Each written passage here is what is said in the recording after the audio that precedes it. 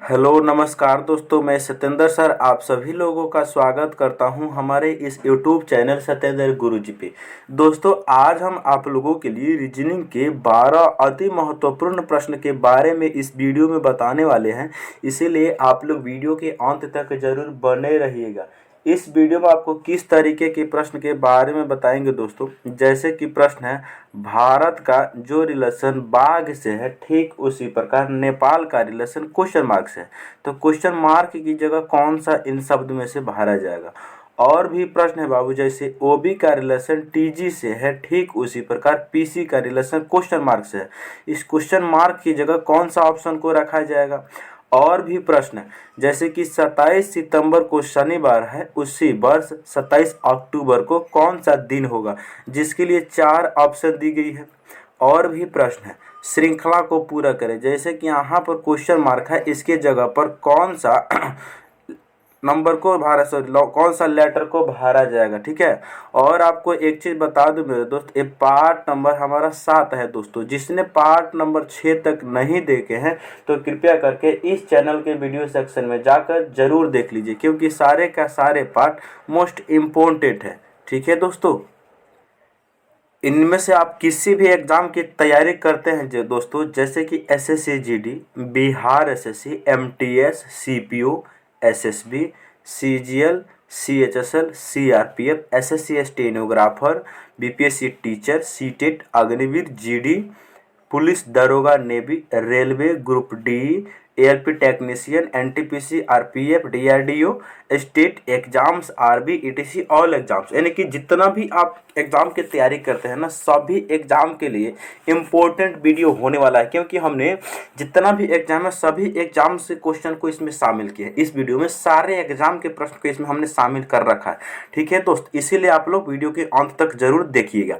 तो दोस्तों, शुरू करते हैं पहले प्रश्न से। चलिए आपके सामने पहला प्रश्न दिखाते हैं हम। चलिए पहला प्रश्न आप लोग के सामने आ चुका है। क्या है, दी गई आकृति में त्रिभुज की संख्या बताइए।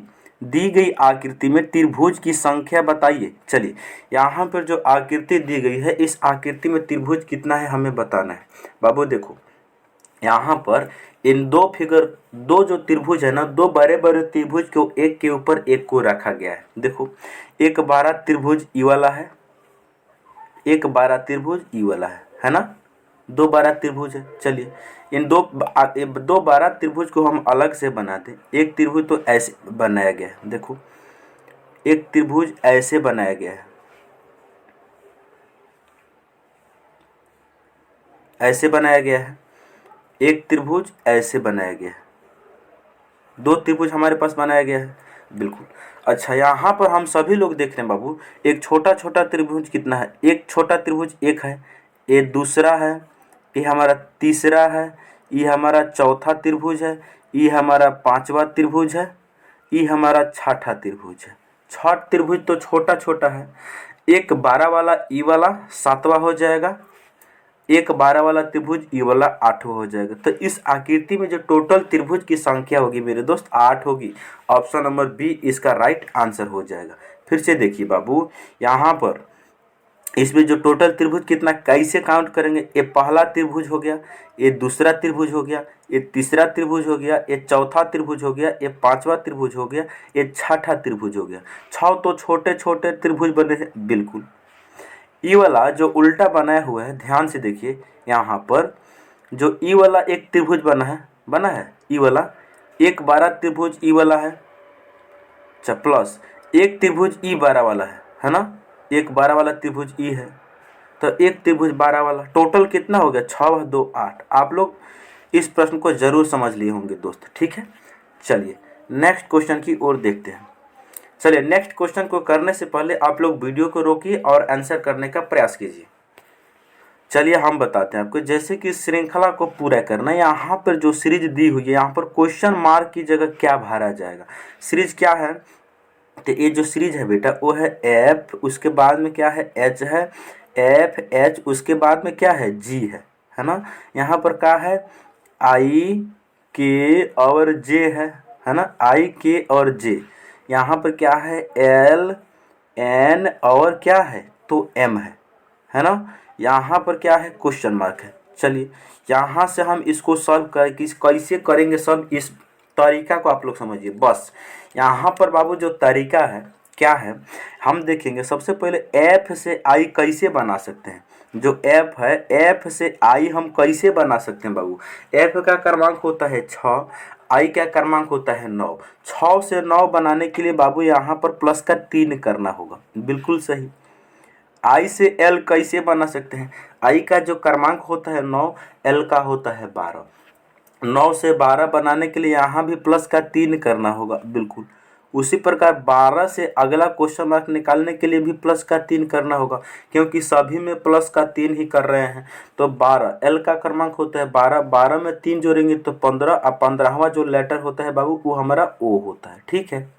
तो जिस ऑप्शन में पहले ओ नहीं है वो ऑप्शन ही गलत हो जाएगा, ऑप्शन नंबर डी गलत हो जाएगा। देखो ऑप्शन नंबर डी गलत क्योंकि ओ से शुरुआत नहीं है, ऑप्शन नंबर ए गलत क्योंकि ओ से शुरुआत नहीं है। चलिए आगे देखते हैं। आगे हम देखेंगे बाबू एच से के कैसे बना सकते हैं। एच का क्रमांक होता है 8, के का क्रमांक होता है 11। 8 से 11 बनाने के लिए यहाँ भी प्लस का 3 ही किया गया है, बिल्कुल। के से बनाना है हमें एन, कैसे बना सकते हैं। के का क्रमांक होता है 11, एन का क्रमांक होता है 14। 11 से 14 बनाने के लिए यहाँ भी प्लस का 3 करना होगा बाबू। उसी प्रकार एन से हम प्लस 3 कर देंगे क्योंकि सभी में प्लस 3 कर रहे हैं। तो एन का क्रमांक होता है 14, 14 में 3 जोड़ेंगे तो ये हो जाएगा 17। 17वां जो लेटर होता है हमारा क्यू होता है, तो 17वां लेटर क्यू होता है। तो ओ के बाद क्यू आना चाहिए, ओ के बाद पी नहीं आ सकता, इसीलिए ऑप्शन भी गलत। कुल मिला के ऑप्शन नंबर सी हो गया सही। एग्जाम में हम ऐसे ही बनाते हैं, हमें पूरा लेटर निकालने की बिल्कुल आवश्यकता नहीं है, लेकिन हम आपको यहाँ पर तो सिखा रहे हैं ना, तो हम निकाल के बता सकते हैं। चलिए थर्ड लेटर जी से जे कैसे बना है। थर्ड लेटर जी से जे कैसे बना है। जी का क्रमांक होता है 7, जे का क्रमांक होता है 10। 7 से 10 बनाने के लिए बेटा यहाँ पर प्लस का 3 करना होगा, ठीक है। जे से एम कैसे बना सकते हैं। जे का क्रमांक होता है 10, एम का क्रमांक होता है 13। 10 से 13 बनाने के लिए यहाँ भी प्लस का 3 करना होगा। उसी प्रकार एम से प्लस 3 कर देंगे तो क्वेश्चन मार्क की वैल्यू आ जाएगी। एम का क्रमांक 13, 13 में 3 जोड़ेंगे 16। 16वां जो लेटर होता है वो हमारा पी होता है। तो इसका जो राइट आंसर हो जाएगा ओ क्यू पी। किस ऑप्शन में है, तो ऑप्शन नंबर सी में है, ठीक है भाई।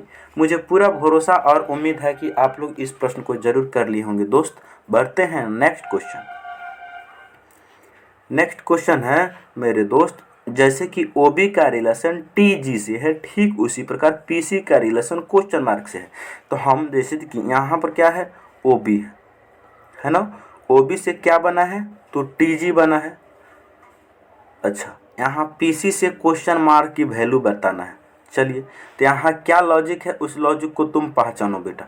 सबसे पहले देखो यहाँ पर ओ से लेकर ओ से टी कैसे बना सकते हैं। ओ से हम टी कैसे बना सकते हैं। ओ का क्रमांक होता है 15, टी का क्रमांक होता है कितना 20। तो 15 से 20 बनाने के लिए यहाँ प्लस का 5 करना होगा, बिल्कुल। अच्छा बी से जी कैसे बना सकते हैं। बी का क्रमांक होता है 2, जी का क्रमांक होता है 7। तो 2 से 7 बनाने के लिए यहाँ भी प्लस का 5 करना होगा। कहने का मतलब इस लेटर में भी प्लस 5 कर दो और इस लेटर में भी प्लस 5 कर दो, सभी इसमें भी प्लस 5 कर दो और इसमें भी प्लस 5 कर दो, आंसर तुम्हारा आसानी से चला आएगा, बिल्कुल। तो यहाँ पी का क्रमांक होता है अल्फ़ाबेट में 16, 16 में 5 जोड़ेंगे तो 21। 21वां जो लेटर होगा बाबू वो हमारा यूँ होता है, बिल्कुल। सी का क्रमांक होता है 3, 3 में हम 5 जोड़ेंगे तो 8। 8वां जो लेटर होता है हमारा एच होता है। तो इसका जो राइट आंसर हो जाएगा यू जी। किस ऑप्शन में है भाई, यू जी ऑप्शन नंबर बी में दिया गया, ठीक है। चलिए next question. Next question 4 number प्रश्न, यदि प्रश्न है किसी निश्चित सांकेतिक भाषा में रोड को यूआरडीजी लिखा जाता है तो उसी सांकेतिक भाषा में स्वान को कैसे लिखा जाएगा। ये बात को आप लोग समझिए। यहाँ पर जैसे कि ROAD जो रोड है ना, इसको उसने लिखा है यूं, उसके बाद RURD, उसके बाद में क्या है जी लिखा गया। तो हमसे पूछा गया स्वान, स्वान का कोड क्या होगा। तो ये बात को समझिए आप लोग। सबसे पहले देखेंगे कि आर से हम यूं कैसे बना सकते हैं। आर का क्रमांक अल्फ़ाबेट में जो होता है 18, यूं का होता है 21। था 18 से 21 बनाने के लिए, 18 से 21 बनाने के लिए प्लस का 3 करना होगा। बिल्कुल। ओ से आर बनाने के लिए बाबू ओ का जो क्रमांक होता है वो होता है 15। ठीक है, ओ का जो क्रमांक होता है वो होता है 15, आर का होता है 18। 15 से 18 बनाने के लिए यहाँ भी प्लस का 3 करना होगा। ए से बनाना है डी, ए का क्रमांक होता है 1, डी का क्रमांक होता है 4। तो 1 से 4 बनाने के लिए यहाँ पर भी प्लस का 3 करना होगा। फिर डी से बनाना है जी, डी का जो क्रमांक होता है वो होता है 4, जी का जो क्रमांक होता है वो होता है 7। तो 4 से 7 बनाने के लिए यहाँ भी प्लस का 3 करना होगा। इसका मतलब है कि मेरे दोस्त सभी लेटर में है ना प्लस का 3 कर देना। जितना भी लेटर है सभी लेटर में प्लस का 3 कर देना है। ठीक है, चलिए यहाँ पर एस में प्लस 3 करेंगे तो कितना हो जाएगा। एस का क्रमांक 19 होता है, 19 में 3 जोड़ेंगे तो कितना हो जाएगा 22। अब 22वां जो लेटर होता है वो भी होता है। डब्लू, डब्लू का जो क्रमांक होता है 23 होता है, 23 में प्लस 3 जोड़ेंगे तो 26 हो जाएगा। 26 पे जो लेटर होता है वो जेड होता है। ए का क्रमांक होता है 1, 1 में हम 3 जोड़ेंगे तो 4, और चौथा जो लेटर होता है वो डी होता है। एन का जो क्रमांक होता है 14, 14 में 3 जोड़ेंगे तो 17, 17वां जो लेटर होता है हमारा क्यू होता है। तो इस प्रश्न का जो राइट आंसर हो जाएगा Z, V Z D Q. किस ऑप्शन में है, तो ऑप्शन नंबर डी में दिया गया है मेरे दोस्त। ठीक है, तो मैं उम्मीद और भरोसे के साथ कह रहा हूँ कि पूरा आप लोग समझ गए होंगे। ठीक है दोस्त, चलते हैं नेक्स्ट क्वेश्चन 5 नंबर। 5 नंबर प्रश्न है, नीचे एक पासे की 3 अलग अलग स्थितियां दिए गए हैं। सतह पर बिंदुओं की संख्या का पता लगाए जो 3 बिंदुओं की सतह के विपरीत है। बिल्कुल, क्वेश्चन कहने का मतलब यानी कि यहाँ पर जैसे कि देख रहे हैं आप लोग 3 बिंदु है, 3 बिंदु है। इस 3 बिंदु के विपरीत जो फलक है उस पर कितना बिंदु होगी हमें बताना है। चलिए, तो हमको करना क्या होगा मेरे दोस्त, देखो आपको मैं बताता हूँ। यहाँ जैसे एक से ज़्यादा जब पासा की एक से ज़्यादा जब स्थिति दी जाती है तो किसी भी 2 स्थिति को ले लीजिए और उसमें 1 कॉमन ट्रिक लगा दीजिए। 1 कॉमन ट्रिक लगाने से आंसर आसानी से निकल जाता है। बिल्कुल, तो चलिए अगर हम दूसरे आकृति और तीसरी आकृति को लेते हैं तो इसमें कॉमन क्या चीज़ है। इसमें भी 2 बिंदु कॉमन है, इसमें भी 2 बिंदु कॉमन है। ठीक है, तो 2 बिंदु को हम लिख लेते हैं हिंदी में 2 2 लिख लेते हैं। ठीक है, चलिए अब हम जो दूसरी आकृति में है इसमें 2 के बाद हम क्लॉकवाइज डायरेक्शन में घूमेंगे तो 2 के बाद क्या आएगा 6 आएगा, 6 के बाद क्या आएगा 4 आएगा, 2 के बाद में 6 आएगा और 6 के बाद में क्या आएगा 4 आएगा। ठीक है, यहाँ पर भी 2 के बाद हम क्लॉकवाइज डायरेक्शन में घूमेंगे तो 2 के बाद में 3 आएगा, 3 के बाद में 1 आएगा, 2 के बाद में आएगा 3 और 3 के बाद में आएगा 1।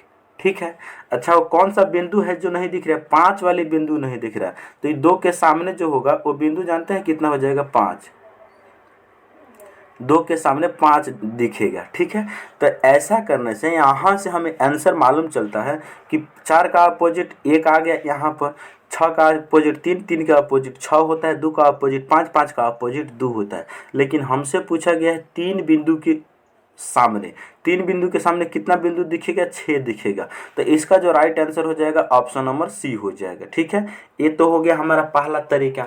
दूसरा तरीका भी हम आसानी से आपको सिखाते हैं। दूसरा तरीका है, अगर हम पहले और दूसरी आकृति को ध्यान से देखें तो इसमें भी यहाँ पर 2 कॉमन ट्रिक लग सकते हैं। कौन, 4 बिंदु 2 बिंदु इसमें भी है, 4 बिंदु 2 बिंदु इसमें भी है, 2 चीज़ कॉमन है तो ये दोनों आपस में कट जाएगा। जो बचा वहीं एक दूसरे का अपोजिट, 3 का अपोजिट 6 बिंदु, 6 बिंदु के अपोजिट 3 बिंदु, ये बचा इसके अपोजिट। ठीक है मेरे दोस्त, तो इस तरीका से जिसे 2 कॉमन ट्रिक बोला जाता है, आप इस ट्रिक से भी इसका आंसर आसानी से दे सकते हैं मेरे दोस्त। ठीक है, नेक्स्ट क्वेश्चन, क्वेश्चन नंबर 6, दिए गए विकल्प में से संबंधित संख्या को चुनिए। दिए गए विकल्प में से संबंधित संख्या को चुनिए। जैसे कि यहाँ पर देख रहे हैं 6 से 2 कैसे बना सकते हैं, सेम उसी प्रकार 8 से क्वेश्चन मार्क बनाना है। चलेंगे तो यहाँ पर हम देखेंगे 6 से 2 बनाना है, कैसे बनेगा उसी प्रकार 8 से क्वेश्चन मार्क बनाना है। चलिए ये हमारा एनालॉजी का प्रश्न है। एनालॉजी के प्रश्न में सबसे पहले जो है ना हम प्राइम नंबर का लॉजिक ढूंढते हैं। अगर वो नहीं है तो हम घन देखते हैं, वो नहीं है तो हम वर्ग देखते हैं, वो नहीं तो गुना भाग देखते हैं। अगर ये भी नहीं होता है तो हम जोड़ घटाव देखते हैं। तो 6 से 2 बनाएंगे कैसे? देखो, अगर इस 6 को हम 2 से भाग कर दें, ठीक है, और उसमें से -1 कर दें। 6 को 2 से भाग करेंगे तो कितना होगा? 3, और 3 में से -1 करेंगे तो यहाँ पर 2 बन जाएगा। बिल्कुल उसी प्रकार 8 जो है ना, इस 8 को हम 2 से भाग कर दें और उसमें से -1 कर दें, तो 8 को 2 से भाग करेंगे तो 4, और 4 में से 1 घटाएगा तो कितना हो जाएगा? 3। इसका जो राइट आंसर होगा मेरे बाबू वो हो जाएगा ऑप्शन नंबर ए, कितना? 3। ठीक है दोस्त, बढ़ते हैं नेक्स्ट क्वेश्चन 7। क्वेश्चन नंबर 7 है, भारत का जो रिलेशन बाघ से है ठीक उसी प्रकार नेपाल का रिलेशन क्वेश्चन मार्क से है। तो हमें क्वेश्चन मार्क का ही वैल्यू बताना है। तो चलिए, हम सभी लोग जानते हैं कि भारत की जो राष्ट्रीय पशु है वो बाघ है। जो भारत का राष्ट्रीय पशु है वो बाघ है। उसी प्रकार नेपाल का जो राष्ट्रीय पशु है ना, वो मेरे दोस्त जानते हैं क्या है? गाय है। नेपाल का राष्ट्रीय पशु क्या है? गाय है। ठीक है, जिस प्रकार भारत का राष्ट्रीय पशु बाघ है, ठीक उसी प्रकार नेपाल का राष्ट्रीय पशु गाय है। अगर आप लोगों ने वीडियो को लाइक नहीं किए हैं तो लाइक कर दीजिए, और अगर आप लोगों ने चैनल पर नए हैं तो चैनल को सब्सक्राइब करके बिल्कुल बेल आइकन को ऑन कर लीजिए, ताकि मैं जब भी वीडियो डालूँ तो नोटिफिकेशन जो है सबसे पहले आपको मिले। ठीक है, चलिए नेक्स्ट क्वेश्चन है 8 नंबर। वह विकल्प चुने जो बाकी से अलग हो। वह विकल्प चुने जो बाकी से अलग हो। चलिए, हम देख रहे हैं बाबू, के और पी एक दूसरे का विपरीत लेटर है, डी डब्ल्यू एक दूसरे का विपरीत लेटर है, जी टी एक दूसरे का विपरीत लेटर है, जबकि सी डब्ल्यू एक दूसरे का विपरीत लेटर नहीं है। इसलिए इसका राइट आंसर ऑप्शन डी हो जाएगा। हमको कैसे मालूम चल गया कि दोनों एक दूसरे का अपोजिट लेटर है? बाबू देखो, किसी भी दो वर्ड आपस में एक दूसरे का अपोजिट लेटर तब कहलाएंगे जब उनके प्लेस वैल्यू का योग जो होगा 27 होगा। तो यहाँ देख लो, डी का क्रमांक होता है 4, डब्ल्यू का क्रमांक होता है 23। 23 में इस 4 को जोड़ोगे तो बिल्कुल 27 मिल जाएगा। यहाँ से भी, यहाँ देखो, के का 11, पी का 16, 11 16 को जोड़ोगे तो भी 27 आ जाएगा, जी का 7, टी का 20, तो यहाँ पर भी 27 आ जाएगा। जबकि मेरे दोस्त यहाँ पर सी का 3, डब्ल्यू का 23, यहाँ पर जोड़ोगे तो यहाँ पर जानते हैं कितना आएगा? 26 आएगा। इसीलिए इन सभी का अलग जो हो जाएगा ऑप्शन डी, क्योंकि सभी एक दूसरे का अपोजिट लेटर है। मेरे दोस्त ये 23 नहीं, ये 27 है। ठीक है, तो दो विपरीत लेटर का योग अगर 27 हो जा रहा है ना, तो वह एक दूसरे का अपोजिट लेटर कहलाता है। ठीक है दोस्त, नेक्स्ट प्रश्न की ओर अब हम चलते हैं। नेक्स्ट जो प्रश्न है, 27 सितंबर को शनिवार है, उसी वर्ष 27 अक्टूबर को कौन सा दिन होगा? हमसे पूछा गया। कुछ नहीं करना मेरे दोस्त, 27 सितंबर से लेकर 27 अक्टूबर तक टोटल विषम दिन तुम काउंट कर लो। चलो, तो सबसे पहले सितंबर महीना है, उसके बाद अक्टूबर महीना है। कैलेंडर का नियम है, कैलेंडर में प्रश्न सॉल्व करने का नियम है, जो पहला महीना होता है उसमें हम लिखते हैं बची हुई तारीख। कहने का मतलब 27 सितंबर, जो सितंबर महीना होता है वो 30 दिन का होता है, जिसमें तो हमने 27 दिन यूज ही कर लिया। तो पहला महीने में हम लिखते हैं बची हुई दिन या बची हुई तारीख। तो यहाँ पर सितंबर में हम क्या लिखेंगे? सितंबर जो महीना होता है 30 दिन का होता है, जिसमें से 27 को हम घटा देंगे, शेष दिन लिखते हैं इसमें, बीच में प्लस। अक्टूबर लास्ट महीना में हम जानते हैं क्या लिखते हैं बाबू? लास्ट महीने में हम लिखते हैं दी गई तारीख।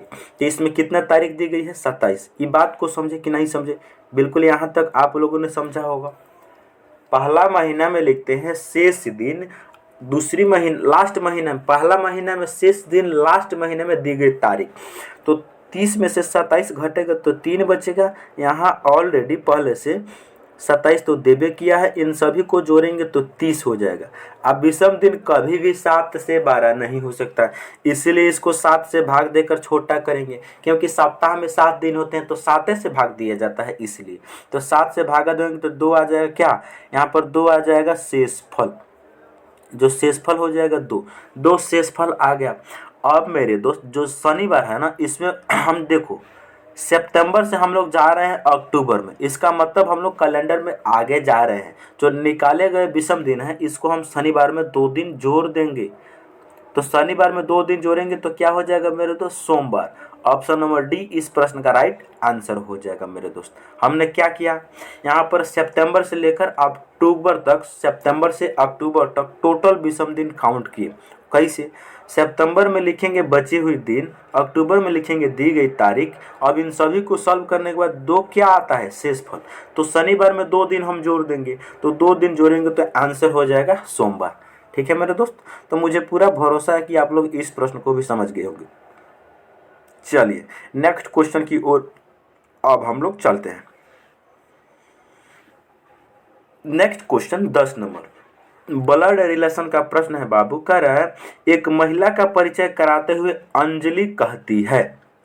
देखो, एक महिला का परिचय कराते हुए अंजलि कहती है, एक महिला की तरफ परिचय करा रही है अंजलि। अंजलि कहती है का मतलब यहाँ कहती है का मतलब क्या है, लेडीज है। ठीक है, यहाँ पर आप सभी लोग देखेंगे ध्यान से, यहाँ पर जो है एक महिला की ओर इशारा करते हुए अंजलि कहती है। ठीक है, वह मेरी बेटी के इकलौते भाई की पत्नी है। ठीक है, जो महिला है वो अंजलि की परिचय बता रही है कि वह मेरी बेटी की इकलौते भाई की पत्नी है। तो इसको हम कैसे सॉल्व करेंगे, ध्यान देंगे। सबसे पहले महिला के बारे में बता रहा है अंजलि। ठीक है, कर रही है मेरी, जो मेरी वर्ड है वो अंजलि अपने लिए कर रही है। ठीक है, मेरी जो वर्ड है अंजलि अपने लिए कर रही है। मेरी बेटी यानी अंजलि की बेटी के इकलौते भाई, अंजलि जो है वो मेरी जो वर्ड है अपने लिए कर रही है। मेरी बेटी के इकलौते भाई, अंजलि की बेटी के इकलौते भाई, अंजलि की बेटा हो गया, अंजलि की बेटी के इकलौते भाई, अंजलि का हो गया बेटा की पत्नी, बेटा की पत्नी है। तो यहाँ से बताइए वह महिला अंजलि से कैसे संबंधित है, वह जो महिला है वो अंजलि से कैसे संबंधित है। तो ये बताइए जो महिला है वो अंजलि की बेटी के इकलौते भाई, अंजलि की बेटी के इकलौते भाई का मतलब अंजलि की बेटी के भाई जो है अंजलि नहीं मेरी बेटी, देखो मेरी जो बेटी है अंजलि कर रही है मेरी बेटी यानी अंजलि की बेटी के इकलौते भाई अंजलि की बेटी के इकलौते भाई अंजलि का बेटा हो जाएगा, की पत्नी है तो ये बताइए अंजलि के बेटा की पत्नी अंजलि का कौन होगी, बहू होगी। तो वह महिला जो है अंजलि का कौन है, बहू है। ठीक है, चलिए इसको हम फैमिली ट्री से भी बनाकर आपको दिखाते हैं। फैमिली ट्री में जहाँ भी पुरुष होता है उसको हम बंद कर देते हैं, ये दूसरा मेथड है बहू, पुरुष को हम बंद कर देते हैं त्रिभुज में, और जहाँ भी महिला होगी महिला को हम बंद कर देते हैं सर्किल में। ठीक है, अब बाबू हम इसके बेस पे इसको बताते हैं। देखो, एक महिला का परिचय कराते हुए वह अंजलि कहती है, वह जो वर्ड है महिला केरी हुई है, मेरी जो वर्ड है अंजलि अपने लिए कर रही है, मेरी बेटी, यहाँ पर हम बनाते हैं मेरी, ये जो मेरी वर्ड है मेरी, ये महिला के लिए है अंजलि के, तो इसको हम बंद कर देंगे वृत्त में क्योंकि महिला है अंजलि। मेरी बेटी, इसकी बनाना है सबसे पहले बेटी इनसे नीचे आएगी। अच्छा, अगर इसका कंसेप्ट आपको सीखना है तो ब्लड रिलेशन का वीडियो पड़ा हुआ है हमारे चैनल पर, जाकर आप लोग वहाँ से देखिए। मेरी बेटी, इनकी बेटी है तो इनसे नीचे आएगी, अब बेटी है इसलिए हमने इसको वृत्त में बंद कर रखा। बेटी के इकलौते भाई यानी इसका इकलौता भाई, इसका बनाना है इकलौता भाई, इस जो बेटी है इसका इकलौता भाई बनाना है, तो ये हो गए भाई। ठीक है, भाई की पत्नी है, इसकी पत्नी बनाना है, इसकी बनाना है पत्नी, तो यहाँ पर हो जाएगा पत्नी। आई जो दोनों आपस में शादी के संबंध रखते हैं यानी पति ये पत्नी हो गए, तो इनके बीच में छोटा सा प्लस का सिंबल यूज करते हैं, जिससे मालूम चलता है कि ये दोनों पति पत्नी है, नहीं तो भाई बहन का रिलेशन को हम बना सकते हैं यहाँ पर। तो हमारा फैमिली ट्री यहाँ से लेकर ये पूरा आकृति बन चुका है। इससे हमसे कितना भी क्वेश्चन पूछ ले हम सारे का आंसर आसानी से दे सकते हैं। तो प्रश्न है वह महिला अंजलि से कैसे संबंधित है, ये बताइए। जो मेरी है ये मेरी वर्ड है, ये किसके लिए हुआ है, अंजलि के लिए, ये अंजलि के लिए हुआ है। जो पत्नी है ये किसके लिए हुआ है, ये महिला के लिए हुआ है। तो ई बताइए जो महिला है वो अंजलि का कौन है? तो ई यहाँ पर देखेंगे, ये मेरी ये अंजलि का ई हो गया बेटा। अब बेटा के पत्नी को क्या बोला जाता है? पुत्र वधू यानी पतो, बहू। ठीक है, जो कि ऑप्शन नंबर बी में दिया गया है। तो आप इसको ऐसे भी बना सकते हैं मेरे दोस्त। ठीक है, चलते हैं नेक्स्ट क्वेश्चन 11 नंबर प्रश्न की ओर। 11 नंबर प्रश्न है हमारा, एक व्यक्ति पूर्व की ओर मुंह किए हुए। देखो, सबसे पहले डायरेक्शन बनाना होगा। जब भी पेपर पे हम डायरेक्शन बनाते हैं तो कुछ इस प्रकार से बनाते हैं, आप लोग इसको पहले समझिए। पेपर पे हम डायरेक्शन बनाते हैं तो हम सभी कोई बनाते हैं, ऊपर में उत्तर होता है, नीचे में होता है दक्षिण, और दाहिने बगल में होता है पूर्व, और बाएं बगल में होता है पश्चिम। ठीक है, बाएं बगल में पश्चिम होता है। अच्छा, एक चीज और हम लोग जानते हैं, वो क्या जानते हैं कि पूर्व यानी दो दिशा के बीच में 90 डिग्री का कोण बनता है। ठीक है, और इन दोनों के बीच में भी एक और दिशा होती है, जैसे कि उत्तर पूर्व के बीच वाले दिशा को उत्तर पूर्व बोला जाता है। ठीक है, इनके बीच में कितना एंगल बनता है? 45 डिग्री का। इनके बीच में कितना एंगल बनता है? 45 डिग्री का। ये बात को सब कोई जानता है। ठीक है, चलिए तो हम इसके बेस पे अब क्वेश्चन को बनाते हैं। प्रश्न है, एक व्यक्ति पूर्व की ओर मुंह किए हुए है, यानी पूर्व की ओर मुंह करके खा रहा है कोई व्यक्ति। ठीक है, इस दिशा में कोई व्यक्ति मुंह करके खा रहा है, अच्छी बात है। वह 60 डिग्री पर घड़ी की सुई के चलने की विपरीत दिशा में घूमता है। घड़ी जो चलता है बाबू, वो बाएं से दाहिने की तरफ चलता है, हम सभी लोग जानते हैं। लेकिन प्रश्न बोला है घड़ी के उल्टे चलना है, विपरीत, यानी दाहिने से बाएं की तरफ चलना है। ठीक है, यानी कितना? 60 डिग्री। तो ये बताइए, यहाँ से वो 60 डिग्री जब घूमेगा तो व्यक्ति चलाएगा यहाँ पर, यहाँ कितना घूमा? 60 डिग्री। घड़ी के चलने की दिशा यानी उल्टे घूम रहा है, विपरीत दिशा में 60 डिग्री घूम जाता है। और फिर दोबारा उसी दिशा में 120 डिग्री घूम जाता है, फिर उसी दिशा में वह 120 डिग्री घूम जाता है। तो एगो बात बताइए बाबू, यहाँ से एगो बात और बताइए, अव्यक्त का है, यहाँ से उत्तर और पूर्व के बीच में जो दिशा होती है 90 डिग्री होती है, हम सभी कोई जानते हैं। यहाँ पर कितना बचा? यहाँ पर बच गया अब 30 डिग्री, क्योंकि जब ये 60 डिग्री घूम गया तो इसमें 30 डिग्री बचा, और यहाँ पर कितना बचा? 90 डिग्री। तो 90 यहाँ पर और 30 यहाँ पर, इन दोनों को जोड़ेंगे तो 120 हो जाएगा। तो व्यक्ति यहाँ से अब आ जाएगा 120 डिग्री उसी दिशा में घूमा, यहाँ पर वो व्यक्ति इस दिशा में आ गया। ये दिशा कौन सी है? पश्चिम दिशा में उस व्यक्ति ने आ चुका है। हमसे प्रश्न पूछा गया, तो अभी किस दिशा की ओर मुंह किए हुए? ये बताइए, 60 डिग्री मुड़ा तो यहाँ पर आ गया, उसके बाद 120 डिग्री घुमा तो व्यक्ति पश्चिम दिशा में आ गया, जिसका right answer option number D हो जाएगा सही।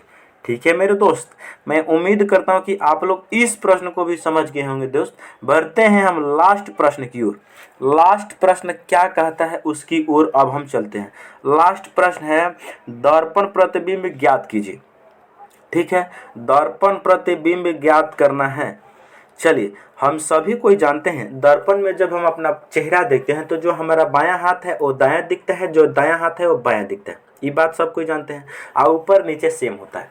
और एक चीज आपको एग्जाम्पल के तौर पे बता रहे हैं, जो चीज दर्पण से जितना नजदीक होती है उसका प्रतिबिंब भी दर्पण से उतना ही नजदीक बनता है, और जो चीज दर्पण से जितना दूर होती है उसका प्रतिबिंब भी दर्पण से दूर बनता है।